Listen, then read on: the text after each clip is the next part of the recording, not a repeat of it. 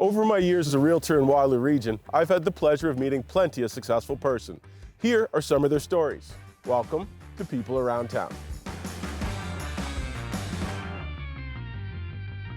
Well, welcome back to People Around Town. I have an awesome guest here. I'm really excited about this because I don't know next to anything about what this gentleman does. This is Malcolm McRae, criminal defense lawyer. Some say the best in town.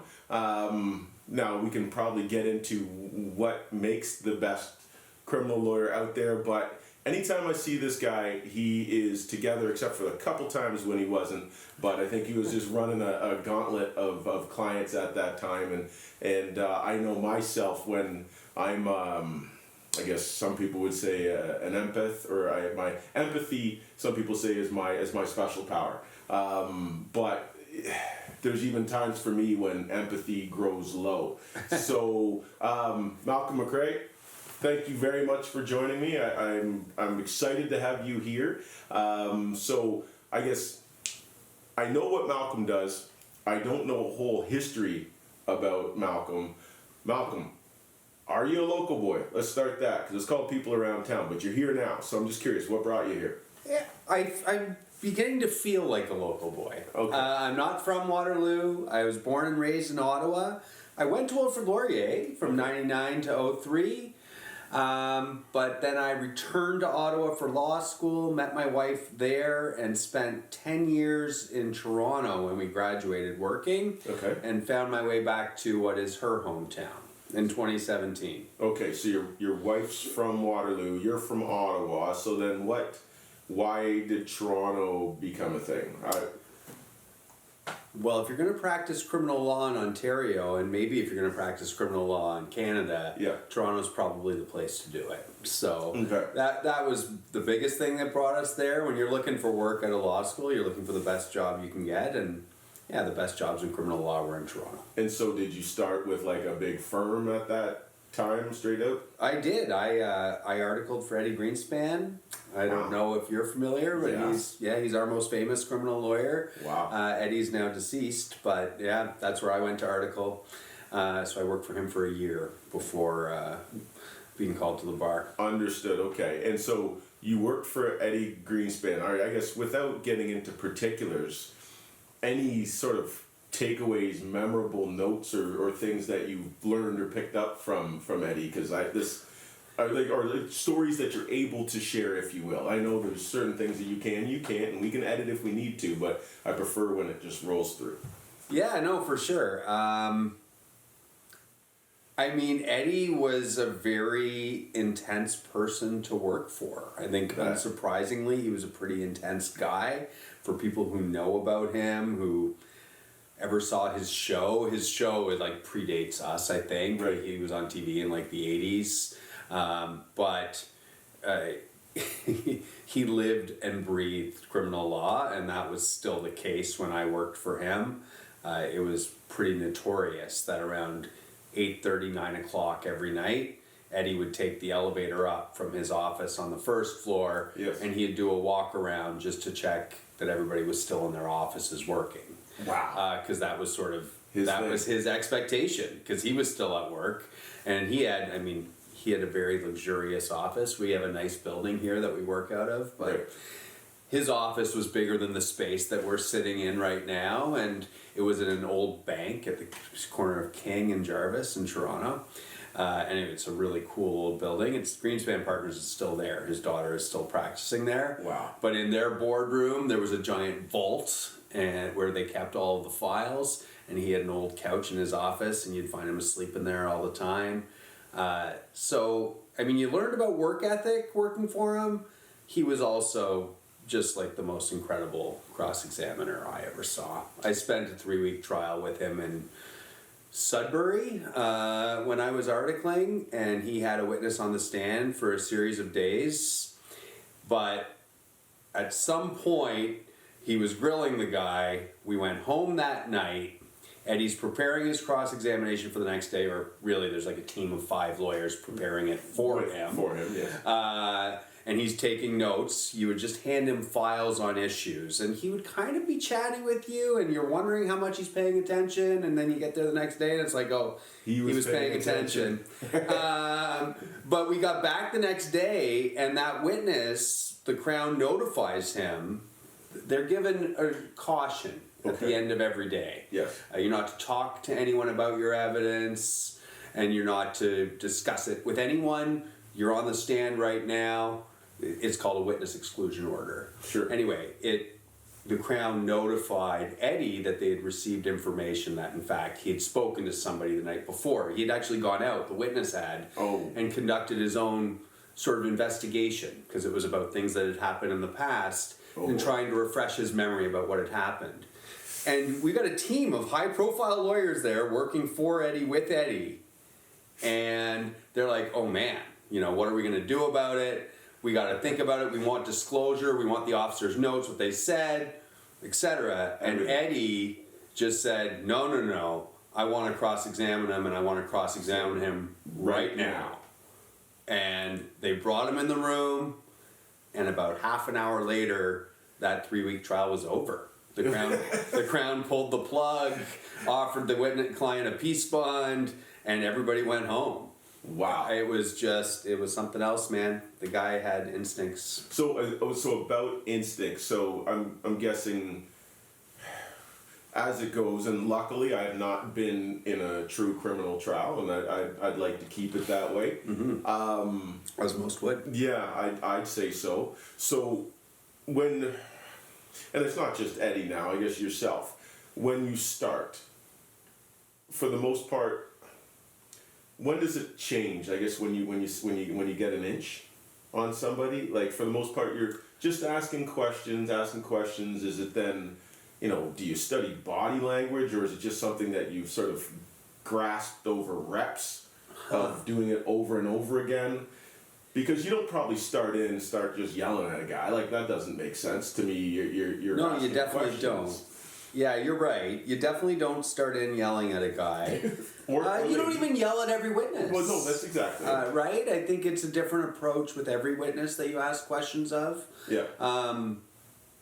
You're probably more likely to, or I'm certainly more likely to be aggressive with a police officer than I am with a civilian witness. Sure. Or maybe more aggressive with a civilian witness who you don't think is being truthful. True. More likely to be more aggressive with witnesses who you don't think are being truthful.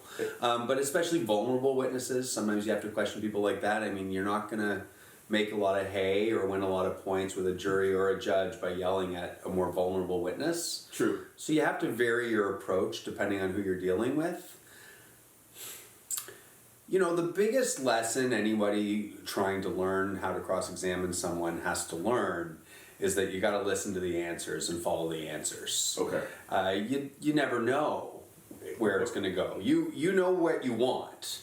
Correct. And you spend a lot of time preparing for every witness. For every hour that you spend in court, I think everybody should expect that you spend at least 2 hours out of court preparing for that hour. Fair. And thinking about where you want to go. But you don't know what someone's going to say until they say it. You got to listen to the answer, and you got to follow the answer. And I don't know, the more you do it, the more you learn how to make people feel uncomfortable, I suppose. And that's usually the gig. Well, hopefully my questions aren't making you feel uncomfortable. This is probably a cakewalk for you regardless. I don't usually answer questions. Okay, well, fair enough. So I know the way my questions go is I had my idea of what the questions I was going to ask you. But once you said Eddie Greenspan, now the onion's getting peeled back in a different way. So when you have a defense, I guess I'm going to use the terms probably completely incorrectly, but you have an idea of where you want your case to go. Yes. To start. How often do you find yourself changing on the fly when new evidence is coming out? Or different testimonies are coming out, if you will. Not testimonies, but maybe it's not coming out the way you expect. Yeah, but then how often are you morphing, I guess, on the fly, and then in that case, is it almost better if it's going to be set up to be a multiple day thing?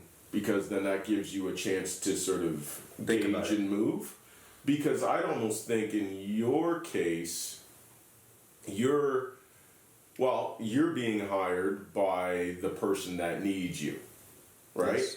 But you're competing against somebody that is a government employee.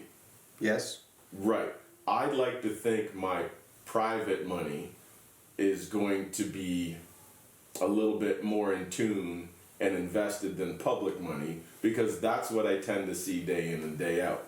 So do you find that they're a little bit more rigid than you are, whereas you're like, you've got, I don't know, more latitude to hustle, if you will?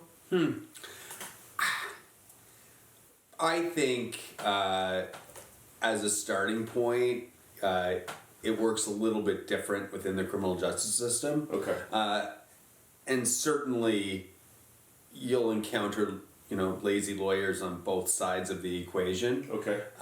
But generally speaking, people who do trial work for a living are working pretty hard. Period. Okay. Either side that they work on. I'm not But I saying mean- they're not, but I see it like. No, I understand I think there's a few things that I pull out of your question. One thing is, and I said it to a friend who I mentored a number of years ago, but one thing that we do is that we capitalize on the other side's mistakes. Sure. Right? Part of preparing for a case is making sure that you're aware of all of the possible evidence that could be called, that could be used to your client's detriment. But it's not like you talk about in advance with the Crown what evidence they're going to use or how they're going to use it to your client's detriment. True. Sometimes they do use that evidence, and sometimes they don't. That's why trials are unpredictable, and that's why sometimes where you might expect not to do as well, you do better, because the other side makes mistakes, and you can capitalize on those mistakes. But sometimes the other side's very good, Right. and they do call all of the evidence, and hopefully you've planned for it, but I mean, you never know what a witness is going to say True. until they hit the box and they say it. Part of being a trial lawyer is thinking on your feet and being prepared to pivot Yes. where necessary.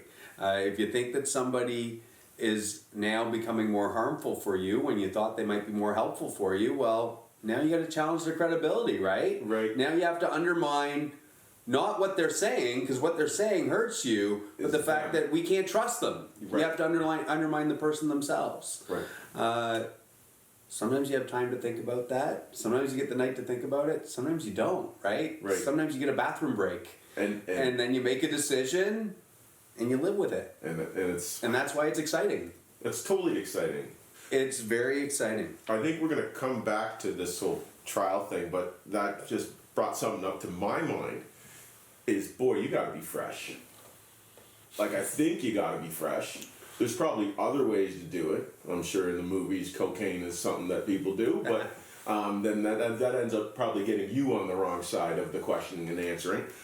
But like, how do you let's move back to, I guess Eddie wasn't known for his balance, but I guess that's just what he loved. I think winning a case to him, It was everything. It was everything, Yeah. right? Like, that would be him conquering a black diamond. And now you're a skier, correct? I am, yeah. What do you do? And now your wife is again in the same field. Yes. We'll say.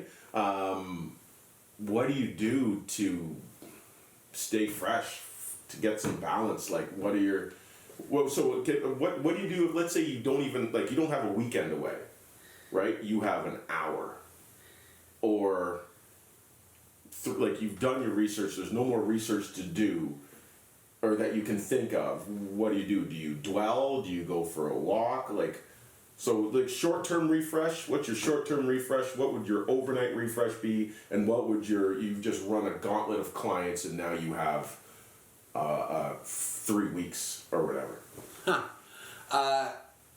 I mean, for me, the balance is very important. You're right. It's demanding, and you need to be fresh when you're doing it. I'm not great at it. My wife's so much better at setting it aside than I am. I dwell on it. It's in my mind. Yes. It's part of why I'm good at it, because I'm always thinking about it. But Yes. it is difficult to set aside. Look, man, when I make a left off Westmount into Beechwood, and I drive up the hill, and the trees are green, and the birds are chirping, you're done. I feel relaxed. Okay. And that was a really nice part about moving to this community. Yes. I find it to be a very peaceful place to be. I find our home and our neighborhood to be a very peaceful place to be. Spending time in the park with my dog, playing fetch, is a very nice way to forget about this. Or even if it's not forget about it, think about it in a way that is relaxed. True. And allow it to digest and process it.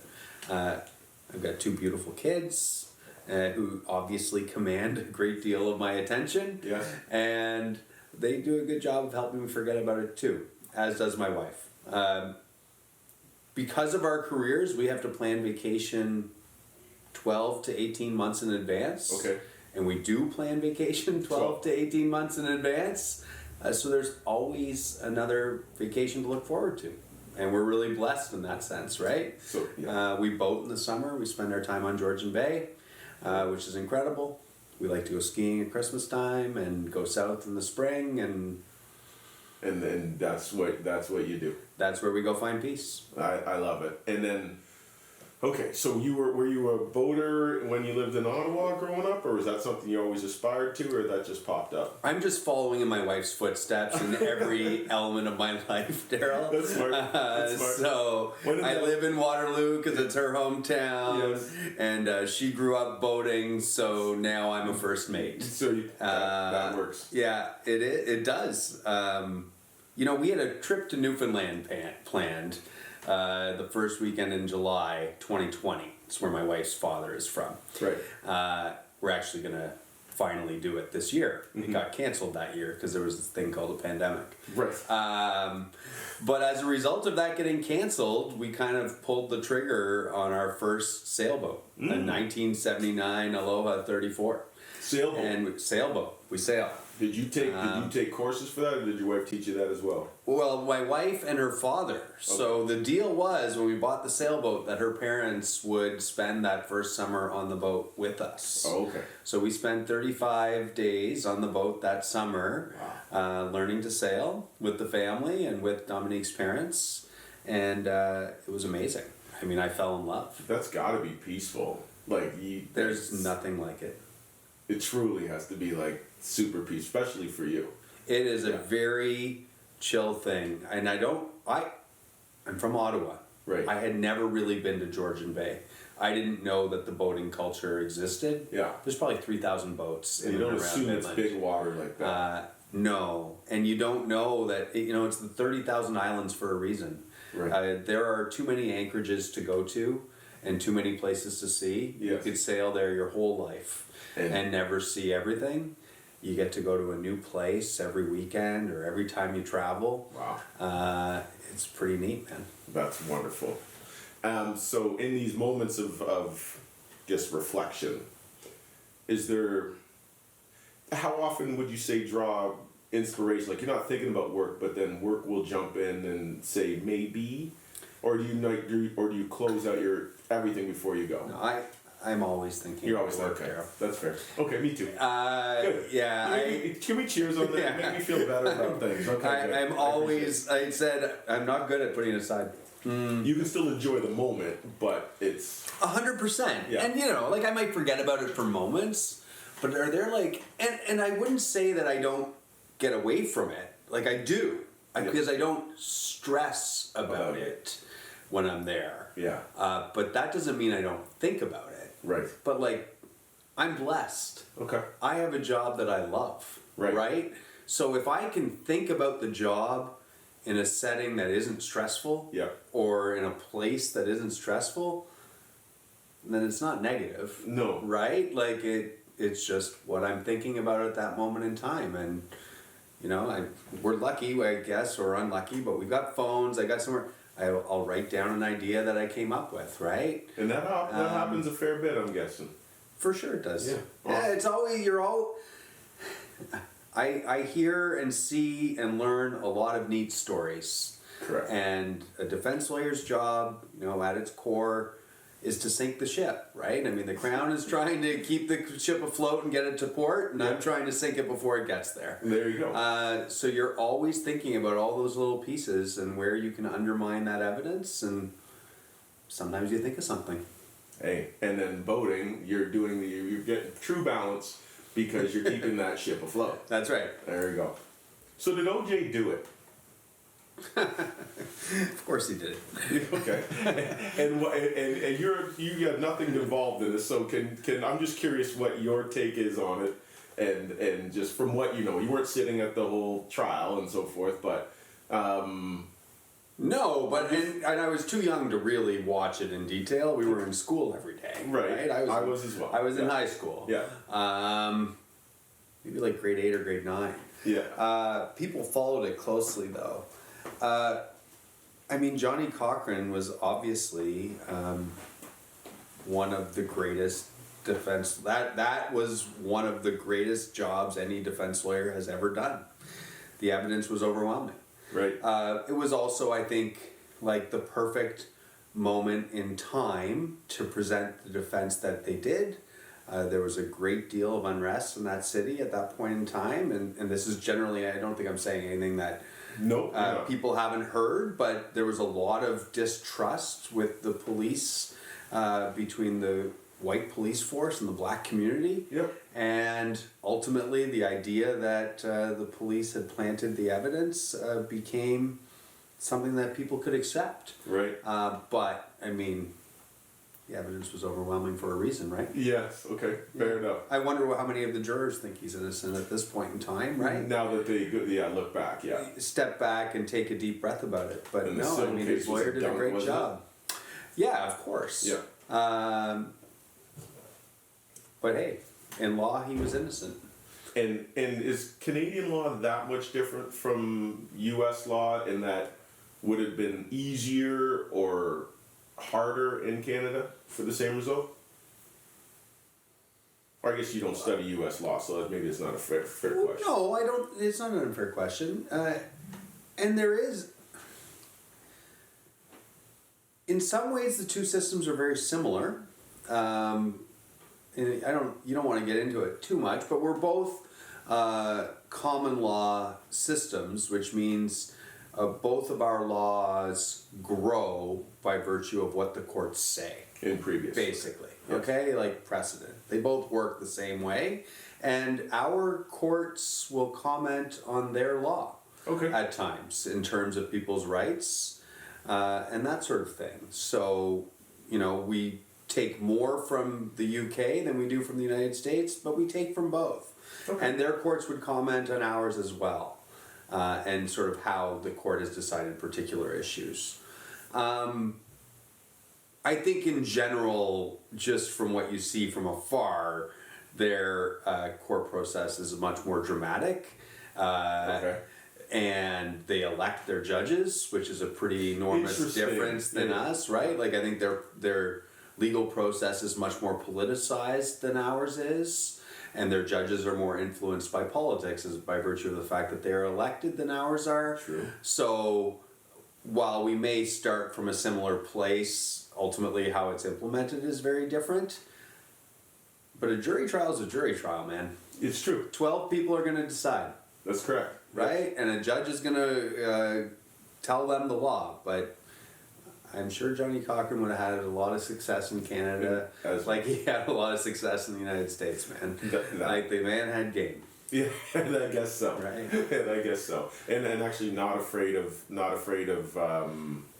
it just went for so long though too, that not afraid of the media after as well, because you can sequester a juror as best as you can, but people can still feel the energy in the building, I'm sure. Oh, right? 100%. I think it would have been really tough to keep it quiet. Although it is, I think, always amazing, and for anyone who's never... You ever sat on a jury? No, I've been able to get out of it. Okay. Yeah. I bet you one day, if you have to do it, you'll find it to be rewarding. That it's almost like universally the story that I think lawyers hear. Okay. Unless you get stuck on like a really long one, I mean, for you, it would be very difficult to do now because you're a self-employed guy. And, Yes. you know, it would hurt your business, right? So no one really ever forced you to do it. You probably have to retire before you're going to sit on a jury. Fair enough. Well, at that point in time, be perfect. But I think, exactly, and I think most people, when they are appointed to a jury, realize what a solemn sort of responsibility that is, and the court does a pretty good job of imparting the solemnity of it onto them. Sure. And they tend to take the direction pretty seriously. So, you know, don't watch the news. I think Sure. people tend to be guided by that. But I mean, that courtroom was dramatic, whether you were watching it on TV or not. Right? Well, what made you choose criminal defense lawyer? I went to law school because I didn't know what I wanted to do after I finished my business degree. And I kind of thought... Business degree at Laurier. So a good business degree, too. A good business degree, and most of my friends left there and took good jobs. And all were doing much better than I was for, you know, a long time, quite frankly, because I had tacked on a bunch of school. Correct. But there was nothing that caught my eye coming out of that. I just wasn't... I don't know if I was ready for a real job yet, quite Fair. frankly. I'd had some sort of tumult in my life at that point in time. And anyway, I went to school partially because I didn't know what I wanted to do, and I'd sort of always been interested in the law. But I went there thinking, you know, maybe I'll be a union lawyer. I went to business school, but I just moved further and further left. And now as I get older, I move further and further right. But exactly. But maybe I'll be a union lawyer. And then my first year professor, who is famous in my world, but probably not famous elsewhere. His name's David Pachaco, and he now sits on our Court of Appeal. But he was my first year criminal law professor, and he was, you know, the smartest, most articulate person I had ever heard. Oh, wow. And I would say probably within the first 2 or 3 days of that class, I knew I wanted to be a criminal lawyer. You wanted to be like him. Yeah. I wanted to be, I don't know if I wanted, we're different. Okay. He's a law guy. I'm an evidence guy. Okay. I like asking questions. But I knew I wanted to be a trial lawyer, and I knew I wanted to learn more about criminal law. Okay. So, but criminal law on the defense side, is it because you're just are you a shit disturber, or I don't swear often on this, but I don't know what else to say besides that, or just you know, devil's advocate when somebody's talking about something, or if somebody's just so confident about something, you're like, You know what, man? I fell into that more than anything else. Like in terms of picking a side, yeah, and you know, not everyone will agree with me, but I will say to you that I think that the best criminal lawyers are ones who could be crowns, and the best crown attorneys are the ones who could be defense lawyers. Okay. Because if you can't see and understand what the other side is doing, how are you ever going to do a good job? Right. Look, I was looking for articling jobs for the Crown, and they didn't want me. I don't know, maybe it was my haircut. Maybe it was my facial hair. Maybe they just had an instinct that I was more a defense lawyer. But I got offered a job from defense firms and not for the Crown. My wife, the same thing, was, you know, applying in both places, and she ended up going and working for the Crown. Yeah. When I finished articling at Eddie's, I applied for jobs on both sides, and ultimately the best fit, the guy I liked the most, my mentor for the next 5 years, John Oliver was his name. He's a judge in Oshawa now. But was a defense lawyer, and I went and worked for him, and I liked him, and I liked that work, but I mean, at some point, I just didn't want a boss, right?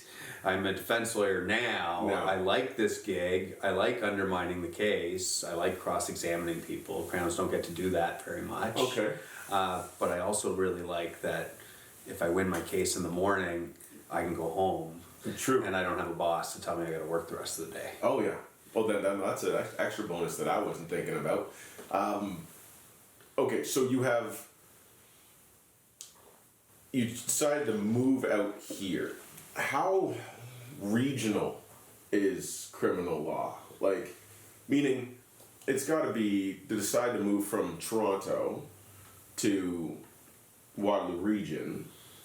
like, how much did you know you could transfer business as you move over? Like, how'd you get your name out? Because now, at this point in time, this becomes like a business development. I started from scratch. Yeah, I really had to start from scratch. I mean, we moved mid-practice, right? So I had to wind down my Toronto practice. Took about 18 months after I moved here. I was still going back to Toronto pretty regularly. I mean, at first every week, and then it just kind of watered down as cases closed, and I stopped taking work there, or took much less work there anyway. I still took the occasional case there, and tried to pick up work here. I mean, at first it wasn't much of an issue because I had a practice going. But how do you pick up work as a criminal defense? Do you just hang out outside of like the courts?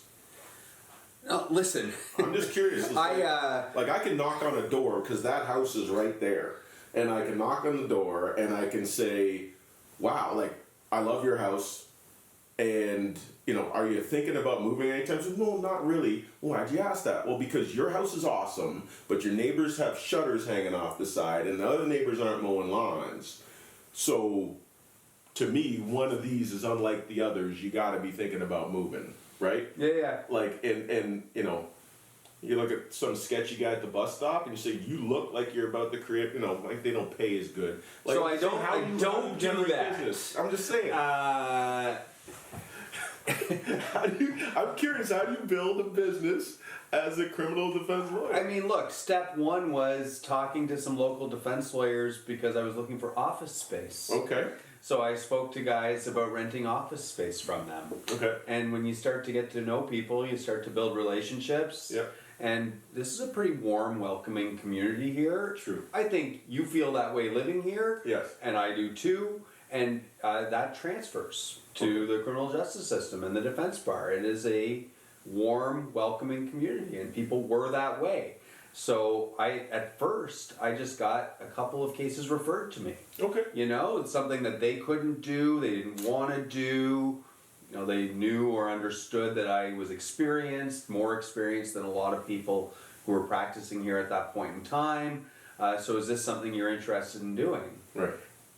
And then, you win cases. Okay. And when you win cases, you build a practice. I mean, that's how my business grows. Fair enough. You sell houses, then people want to hire you to. So that means, because word on the street is you're the best in town, and I've heard that from other lawyers, and so that means you're in a position to what's your litmus test? So you're in a position right now that you don't have to take every client, number one, right? Sure. Awesome. What's your litmus test for taking a client versus not? Are there parameters, or is it more of a gut call? No, I mean there's different things that go into it. I mean, generally speaking, if people can afford to hire me, Yes. then that's a case I'm going to take. Okay. Most of the time.